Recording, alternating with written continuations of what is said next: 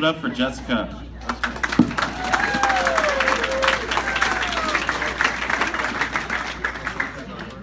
Nick, I've been waiting a long time for this. Get ready.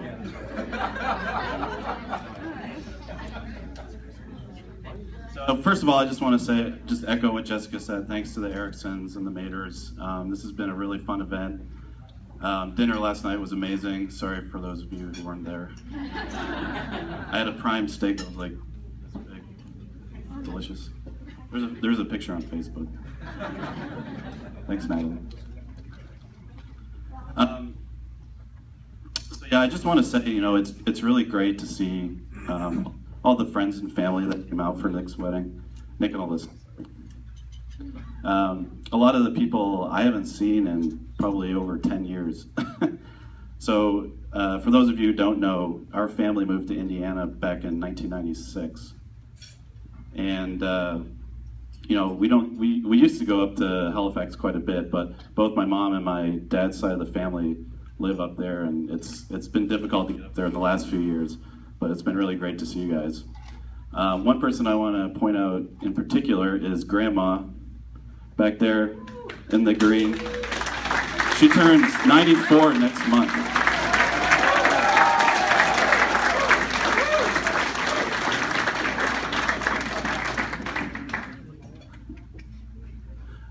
Unfortunately, we weren't able to have Mom's parents in town tonight, and our thoughts are with them. They're fine. They're just in Halifax.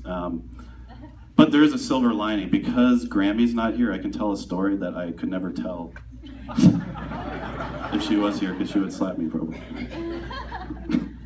So back several years ago, I think Nick was just turning 2, or had just turned 2. Is that right? Nick probably doesn't remember. I was 6 years old. Anyway, so it was in the middle of the summer, and I was outside on the front lawn playing catch with my, next door neighbor. Grammy, she was upstairs. I think she had just bathed Nick, so he was butt naked at this point. And he decided it'd be a good idea to run up to the open window. It had a screen, but he decided that it would be kind of fun to push that screen out. And he took a 2-story plunge from the top of our house down to the ground.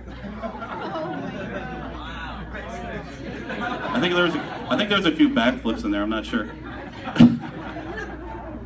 Anyway, so he landed on the ground, and I'm pretty sure I just kept playing catch.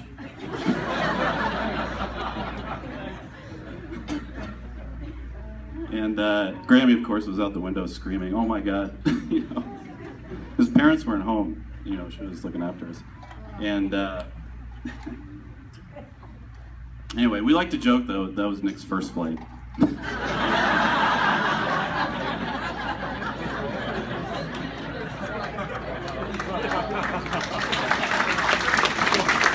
Luckily, it wasn't your last flight. So anyway, so I stood on the grass, and I wasn't really that concerned, because he was crying. I figured he was okay. But that might be an indication of maybe how our relationship was early on.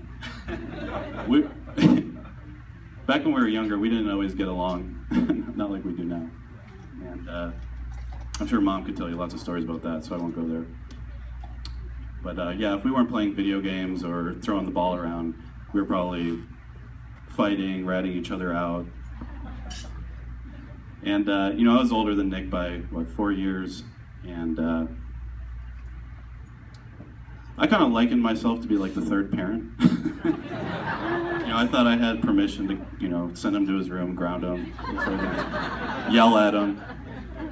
Of course, he didn't pay any attention to that. But, something happened. I went off to college back in, 2000, and Nick was just going into high school at that time. And, I'd come back from college, once a semester or so. And I could see a big change in Nick. He went from the ADHD shredder. He had a nickname, Shredder, when he was a kid, because he would get into the trash and tear everything apart.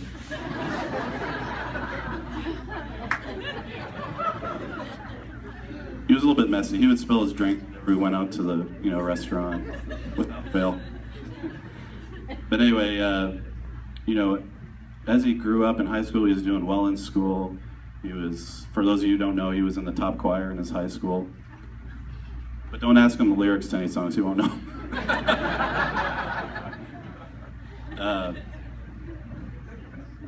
But yeah, you know, ever since then, we've just grown closer and closer.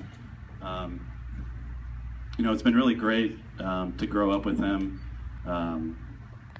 You know, he was flying around the country, like Jessica mentioned. I didn't get to see him a lot, and last year I actually moved out to California, started a new job, and when I moved out there, Nick and I took like a road trip, and I'd have to say it was probably, you know, some of the 3 best days of my life. Just a really good bonding time. We got to see like the amazing parts of the country, and those are 3 days I'll never forget. And you know, we're apart geographically. We good? Should I switch up? So we're apart geographically a lot, but we stay in touch. We're pretty much texting each other every day. You know, sometimes while he's flying, which is a little scary.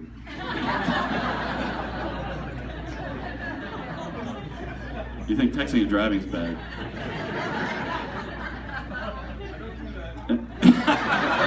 That's off the record.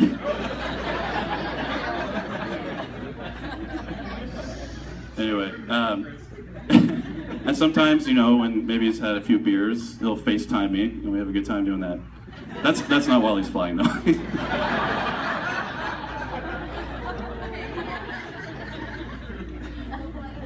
Okay, so quick story time. I don't know if all of you know how Nick and Alyssa met. It's kind of an interesting story. So back in 5th grade, Nick and Alyssa were both in the same class. So they didn't first meet in college. They actually met at Sugar Grove Elementary. Nick was just the weird Canadian kid. I assume Alyssa was the cool kid from California. So anyway, you had cooties? Yeah. Still do. Anyway, so I think Alyssa went on to Ron Colley. Nick continued through the Center Grove program. They didn't really keep in touch. As far as I know, they didn't really keep in touch. But something happened, you know, about 10 years later. I think Nick went to a party at Purdue, and Alyssa was there. And from what I remember, Alyssa noticed Nick. Is that right? Yeah. So Alyssa noticed Nick, and they started a conversation. I'm guessing talking about the good old days in 5th grade. And I guess probably went on a few dates after that, and the rest is history, right? Senior year. Freshman year, didn't talk for 3 years. Oh, okay. Nick, you're a little slow. You're a little slow. It took you a few years, huh? That's okay. You're together now. That's the important part. Anyway, the moral of the story is Purdue is the greatest university in the country. Everyone at that table can agree, except for maybe Kyle. He goes to Rose-Hulman, but I think you like Purdue still, right? Yeah, that's okay. Rose-Hulman's a good school too. No, I think the real moral of the story is if you're still looking for your soulmate in life, start calling up your 5th grade classmates.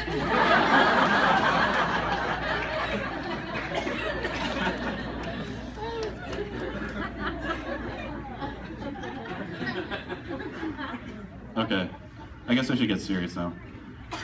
Nick, I love you, man. Like I said, I'm just so happy that we've grown so close. I can honestly say you're one of my best friends.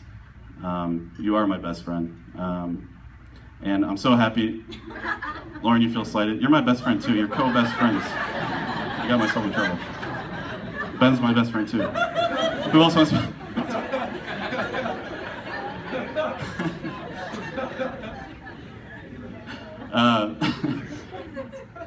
And Alyssa, I have to say you are one of the warmest, kindest, thoughtful people, intelligent. Nick, I don't know. You really punted out of your coverage on this one. I mean, anyway, yeah. Okay, and for the toast. Sorry, I feel like I went really long. Sorry about that. It was shorter in my notes.